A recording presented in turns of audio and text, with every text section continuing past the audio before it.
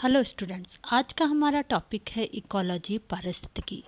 Ecology Greek word है जो कि दो शब्दों से मिलकर बना है, आइकोस और लोकस। आइकोस का मीनिंग है घर, आवास, हैबिटेट, और लोगस का मीनिंग है स्टडी, अध्ययन।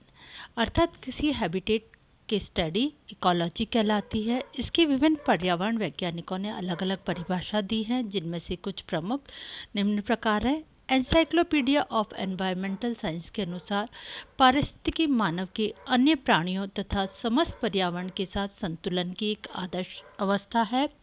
सीजे क्रेब्स के अनुसार पारिस्थितिकी प्राणियों और प्रकृति के मध्य अंतःक्रिया का वैज्ञानिक अध्ययन है, जो प्राणियों की पर्याप्तता तथा वितरण विस्तार का निर्धारण करती है। अर्थात इकोलॉजी बताती है कि उस वातावरण में, प्रकृति में प्राणियों के मध्य इंटरेक्शन कैसे हो रहा है, उसकी स्टडी हम इकोलॉजी में करते हैं, और इस इंटरेक्शन के अकॉर्डिंग वहाँ पे उन प्राणियों की संख्या, वितरण निर्धारित होता है।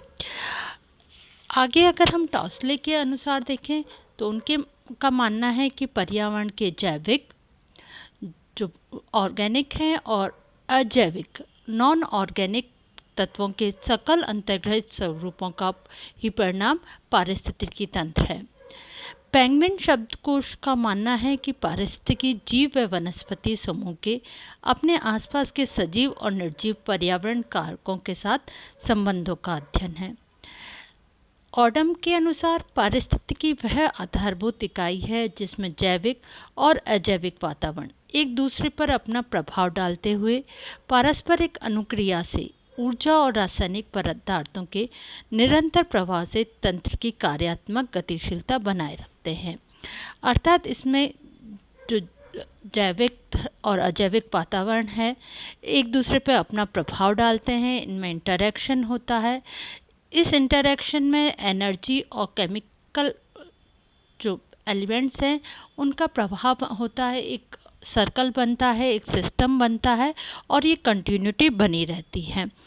इसी आधार पर अगर हम इकोलॉजी की कैरेक्टरिस्टिक्स देखें तो इकोलॉजी में प्राणी व वातावरण के आंतरिक संबंधों और अंतर्निर्भरता का अध्ययन करते हैं कि उनके इंटर रिलेशन कैसे हैं, इंटरडिपेंडेंसी कैसी है। इस सब की स्टडी हम इकोलॉजी में करते हैं। इकोलॉजी वैज्ञानिक अध्ययन का आयाम है, साइंटिफिक स्टडी को ये बेस प्रदान करता है। इकोलॉजी प्राणियों और वातावरण के संबंधों का वैज्ञानिक अध्ययन है, उनकी साइंटिफिक स्टडी करता है। स्टेप बाय स्टेप हम पूरे इसके द्वारा प्राणियों और वातावरण की स्टडी कर सकते हैं।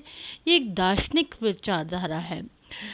पारिस्थितिकी प्रणाली का विज्ञान है।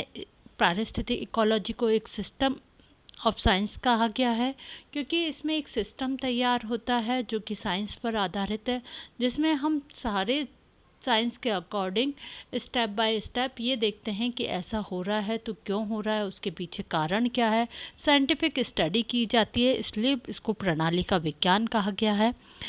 इकोलॉजी पर्यावरण का वैज्ञानिक अध्ययन है। इकोलॉजी प्रकृति के स्वरूप और कार्यों का ज्ञान प्रदान करती है कि उस वहाँ का नेचर वो कैसा है, एटमॉस्फेयर का, और उसके क्या क्या कार्य हैं, इनकी हमको नॉलेज पारिस्थितिकी के द्वारा प्राप्त होती है। इस प्रकार पारिस्थितिकी बहुत महत्वपूर्ण है। अगर इसके उद्देश्यों की बात करें तो पारिस्थितिकी के मुख्य उद्देश्य सबसे पहले ये है कि ये जीवधारियों और उनके वातावरण से संबंध का अध्ययन के द्वारा किया जाता है। ये विशाल प्रकृति के स्वरूप और कार्यों का सही बोध कराती है। जीवधारियों और उनके वातावरण के घटकों की कंपोनेंट्स की पारस्परिक निर्भरता, इंटरडिपेंडेंसी का विश्लेषण इकोलॉजी के द्वारा किया जाता है। विश्व जीवन को प्राकृतिक प्रक्रिया के रूप में अर्थापन करना हम इकोलॉजी के द्वारा कर सकते हैं। जीवधारियों के कल्याण हेतु नियंत्रण, उनके कंट्रोल और संचालन के आयामों का विकास करना इकोलॉजी द्वारा ही संभव है। जीवधारियों और वातावरण के आंतरिक संबंधों के विकास हेतु प्रक्रिया की खोज करना भी इकोलॉजी द्वारा संभव है। सभी प्राणियों और उनके सभी वातावरण के संबंधों की व्यापक जानकारी हमको इकोलॉजी से मिलती है। जीवधारियों और वातावरण के आंतरिक संबंधों के विकास हेतु प्रक्रिया की खोज करना भी इकोलॉजी के द्वारा होता है। प्राकृतिक स्रोतों और पर्यावरण प्रदूषण की व्यवस्था और उनका संरक्षण का अध्ययन करना इकोलॉजी द्वारा होता है। ये थे इकोलॉजी के उद्देश्य, ऑब्जेक्टिव क्या है। ये एक पर्यावरण शिक्षा में महत्वपूर्ण टॉपिक है। आशा है आपको इसका फ़ायदा होगा। धन्यवाद।